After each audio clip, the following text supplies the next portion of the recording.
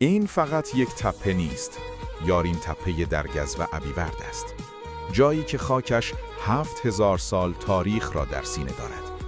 پیش از آن که نامی از شهرها باشد، پیش از آن که مرزها شکل بگیرند، در اینجا در درگز و ابیورد انسان زندگی می‌کرد، تمدن می‌ساخت. یاریم تپه یادگار دوره نوسنگی و هزاره پنجم پیش از میلاد است. سندی زنده از نخستین گام‌های بشر در دل شمال شرق ایران. کنار رود درونگر در قلب درگز و ابیورد دست‌هایی خاک را به خانه بدل کردند و تاریخ را آغاز کردند.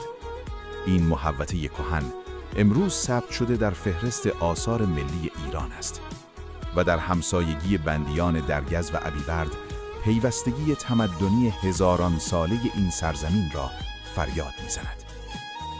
یاریم تپه یعنی ریشه، یعنی هویت، یعنی سندی محکم که میگوید درگز و ابیورد وارثان تمدنی 7000 ساله اند.